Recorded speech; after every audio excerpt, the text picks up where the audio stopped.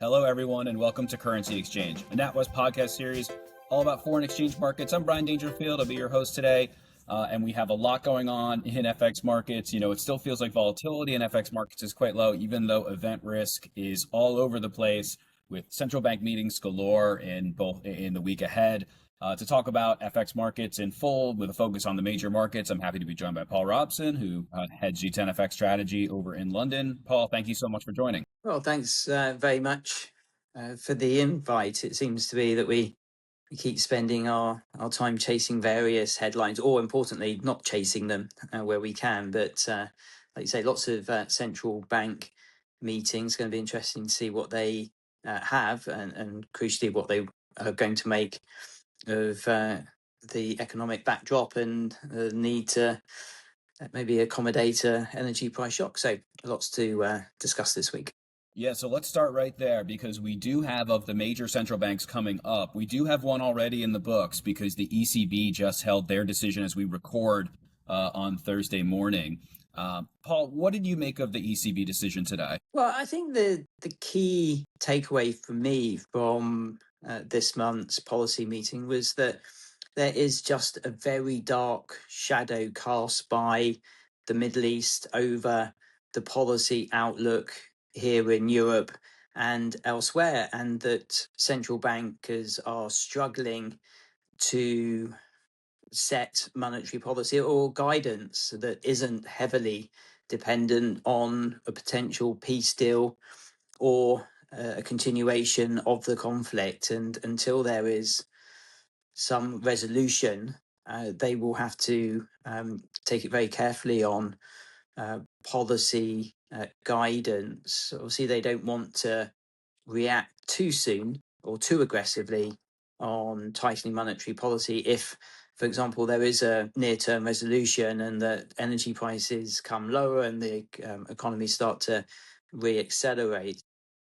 The ECB decided that they needed to tweak interest rates. They delivered a quarter point hike today. It was fully priced, very little, if any, surprise for markets. And that's, I think, also illustrated by the lack of movement in front-end rates and the Euro FX rate as well. They were keen not to pre-commit to any further tightening. Obviously, central banks or rate hikes don't often travel alone.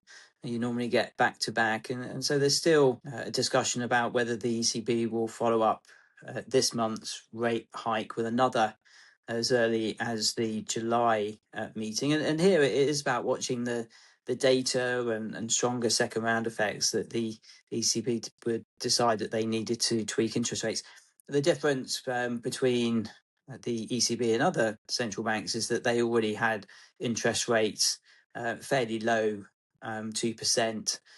They had got inflation back down to target. So perhaps just a need to tighten policy. But from very much here, it's about not data dependent, but peace still dependent, I think. How is this influencing your thinking on the euro here? Because, you know, as I look from the US, it feels like European domestic drivers are maybe not doing much of the heavy lifting. But how are you thinking about incorporating this, the ECB and how they've responded here to, as you said, this cloud of uncertainty? How do you think that's impacting dynamics here for Eurodollar?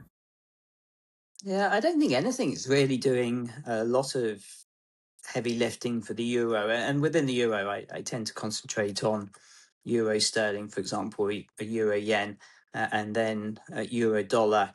And it's interesting that euro dollar, for all the focus on the Middle East and flows and de-dollarization and FX reserves, diversification, all these things, as I've mentioned consistently over the last 3 to 4 months, Eurodollar just tracks measures of yield, whether it's 2-year interest rate differentials, slopes of curves, or the one that I personally like is the spread between bunds and a mix of OATs and BTPs, sort of a gauge of political worries in Europe and growth worries. And Eurodollar looks pretty fair. So unless markets really do start to reprice either the Fed, and I'm keen to ask you about that ahead of next week's Fed meeting. But until or when they do reprice the ECB more aggressively, then that would matter. But we don't really see that. We think that the ECB will be reluctant to tighten policy again unless there's real escalation and higher oil price. And then you're just left with, I think, if money stops going to the US in the same size as it has done in the past, and if it doesn't go to the US, obviously we've got an important IPO this week that will be a focus for some people about whether Europe is a destination for that. And at the moment, there seems very little evidence that it is. It doesn't mean it might happen in the past. So pretty neutral, actually, in Eurodollar. Still think the Eurodollar will end the year higher than where we are today. But we're not looking for an aggressive short-term move unless we get some surprise and resolution in the Middle East. Yeah, I think that's right. I mean, we have Eurodollar is still effectively in the range, sort of towards the lower end of that range. I think that's primary US dollar related, and we can touch on that, coming up soon here. But, to that exact point, it doesn't feel like Eurodollar is trading all that far outside of those key fundamental drivers that we often track, as you've highlighted in this podcast, both today and in previous editions as well. You mentioned central banks, the ECB facing a difficult outlook. It's a good transition into the Bank of England because, they're coming up as well, also facing, a very different outlook domestically, but still a very challenging international picture that all economies are dealing with from energy prices. How are you thinking the BOE is going to navigate this meeting next week? Yeah, in terms of that meeting, I think it's what you think they will do versus what you think that they should do. So I'm of the view that inflation expectations are a little bit of a worry. The cyclical position of the economy is weaker, but the UK has struggled to get inflation under control. But the Monetary Policy Committee, the various members have been very clear in taking a relatively cautious stance on policy. They want to see second round effects. They talk about how they thought the economy needed lower interest rates ahead of the Middle East conflict, say 50 basis points or so, and that markets are now pricing in 50 basis points of tightening, so a net 100 basis points of repricing, and that's probably sufficient from the energy price shock that we've had. But they want to, crucially, to make sure that there is signs of second round effects. I think that you want to head that off at the pass. Stitch in time saves nine. But they're telling us slightly differently. We're not expecting the Bank of England, and nor is anyone else expecting the Bank of England to shift rates next week.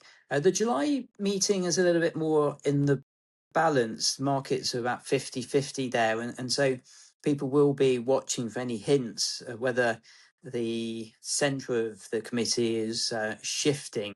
And here, there won't be any new economic forecast. So, as always, the vote count, I think, could be important and have an outsized impact on any movements in front-end rates and the currency. Our economics team come down at 7-2. They think Megan Green will join the chief economist Hugh Pill in voting for a hike. But very much it's the governor as a swing voter here, I think, and he has been very clear indeed. The labour market data continue to be uncertain, but seems to be weakening, and it feels like he'll hold off voting for a hike until much later in the year. So the Bank of England might hike towards the end of the year, but that's not next week's business, we suspect.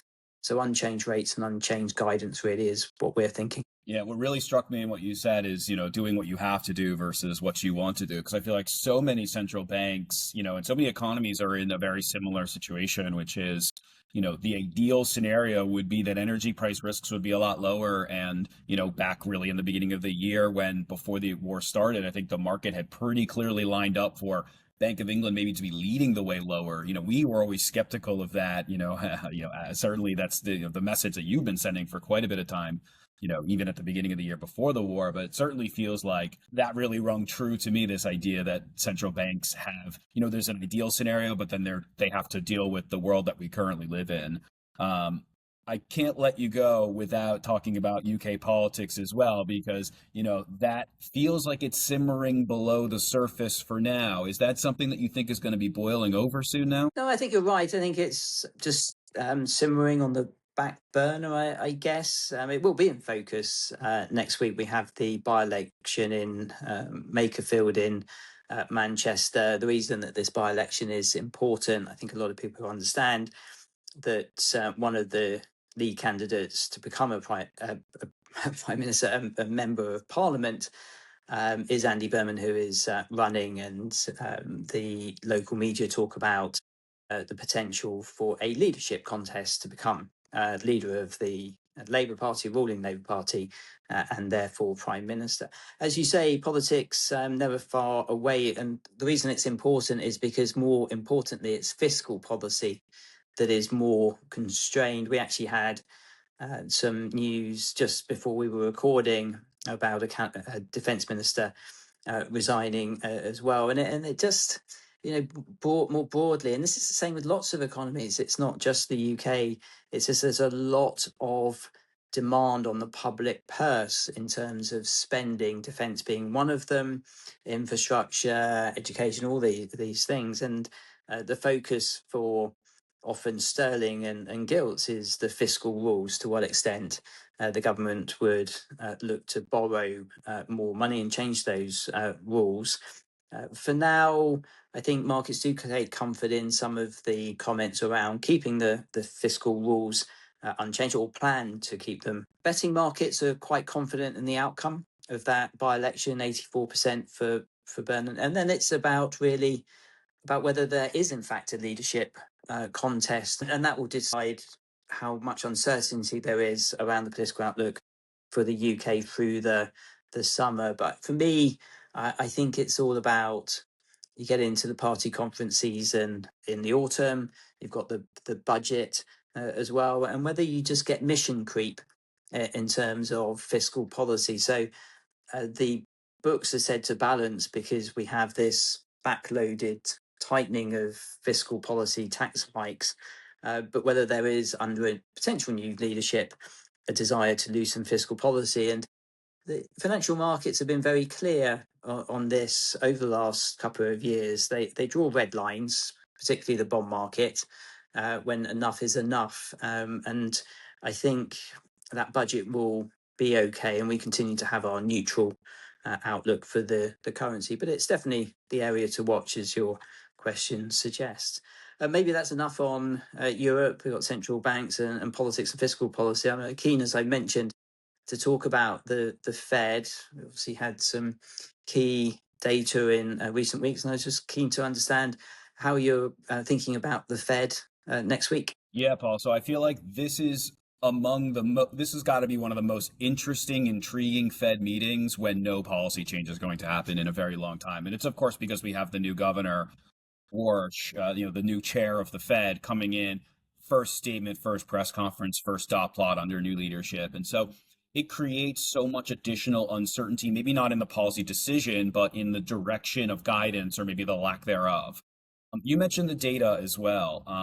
The U.S. economic data, really since the beginning of this month, the May cyclical data that we got in early June, were in general been quite strong. The NFP on Friday in particular was notably stronger than expected, but that came on the heels of some stronger survey data as well from the ISMs. ADP employment was a bit firmer as well, and even the JOLT survey, which is a measure of job openings, a metric that tracks, the demand for labor, the demand for job, for new job creation from businesses, which has been coming down pretty steadily for a few years, actually had a surprise uptick as well. And so we've seen certainly signs of maybe stabilization in the U.S. cyclical picture. And with it, you've seen, relative yields, which we track very closely, Paul, in the U.S. relative to its peers. For most of the post-Iran war period, we had been seeing relative yields hadn't been telling us that the dollar outlook was necessarily stronger. If anything, we'd have almost every hawkish repricing was happening together, rather than the U.S. hawkish repricing happening on its own while the rest of the world was more dovish. And so, if anything, relative interest rates in the front end had moved against the dollar. More recently, with this stronger data, you've actually seen an uptick in those relative rates. And so that's been a more positive for the dollar. That, for the last 3 months, we've been talking a lot about the external risks around the dollar, right? Should we be pricing in a stronger dollar because of what's happening in Iran? That's out of the control of the central bank.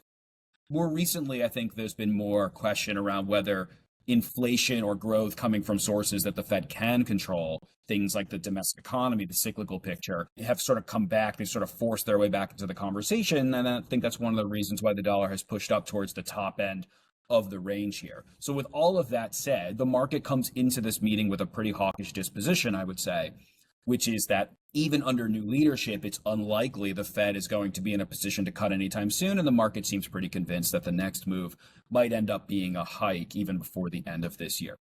We continue to lean against that impulse as a house. Our house call actually still has an interest rate cut by the end of the year from the Fed. That's primarily because we expect the labor market to continue to basically tread water here and to eventually continue slowing.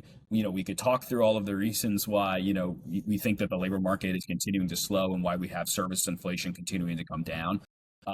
But in our estimation, we think the market is probably overpriced here in terms of expecting Fed interest rate hikes at the end of the year.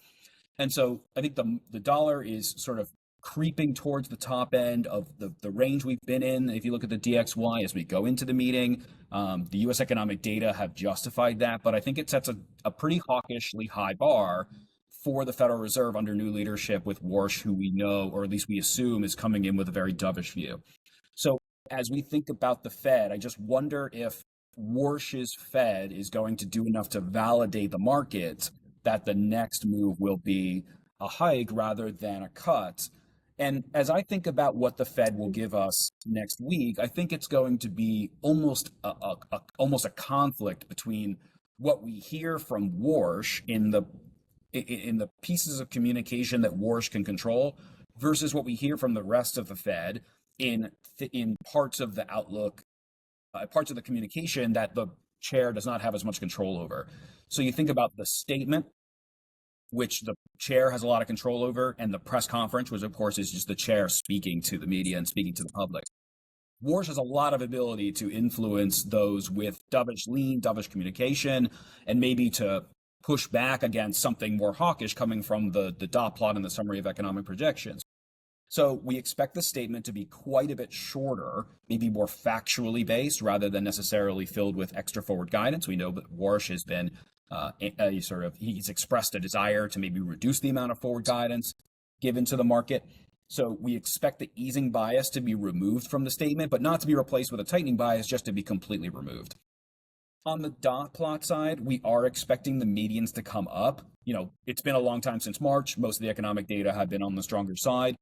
I don't think the Fed is fully confident that oil price inflation is going to work its way through the system and not influence secondary inflation. But so far, we haven't seen a lot of signs of secondary effects on non-energy related products. I think that's been good news for the Fed, but certainly not enough to get them to be super confident that we're through the worst in terms of potential inflation risks here. And so we think the dot plot is probably going to show effectively the median member doesn't expect any more cuts in this cycle, which is now, I think, consistent with where the market is, but not necessarily as far as where the market is. So we don't think the Fed dot plot is going to go as far as the market currently is in terms of tightening. And to the same extent, we think Warsh might spend some time in the press conference basically downplaying the importance of the dot plot as a forecast of future policy. So keeping the door open to potential easing. We still think that Warsh is going to end up being a dovish influence on the Fed. That doesn't translate into immediate policy action, but we do wonder, the market has already priced in the very hawkish direction going into this event, and we just wonder, is a Warsh-led Fed going to deliver on what the market now expects is a Fed that is gearing up to enter a tightening bias sometime soon? Yeah, it's certainly going to be interesting over that potential shifting guidance. We've become so used, haven't we, about watching guidance from nearly all central banks seems like ages now, that we have a major central bank that potentially might be shifting away from that. It'd be interesting to see what market impact that has as well. And as you say, the balance between the data, resilience of the labour market, that certainly has been much stronger than I personally had expected, and how that can be put aligned with an emphasis to try and get rates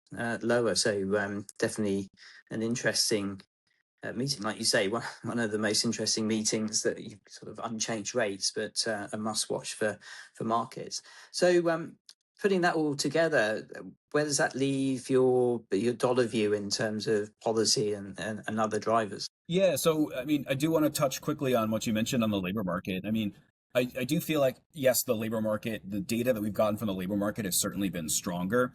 But I continue to look at wage inflation has continued to show signs of coming down. And the gains in the labor market, I think, continue to be concentrated specifically in healthcare and social assistance. That you can't just discount the job gains that you don't like, and you can't just ignore the fact that the economic data broadly have been stronger.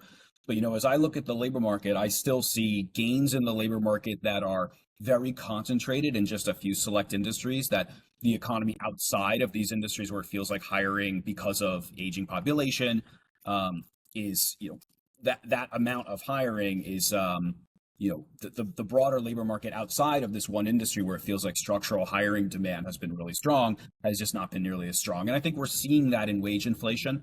And at the same time, if you look at PPI that was released today, was a bit stronger, but the core CPI that we got this week in the U.S. Rounded down to a 0.2% increase. It's not obvious yet that we're seeing major pass through from oil prices into non secondary effects in non-energy. So we still think there is a path to get to to get towards back towards neutral, if not an easing bias, rather than where the market is right now, which is a tightening bias. But in order to get from here to there, we sort of need the data to prove us right, rather than the opposite, which frankly has been happening recently.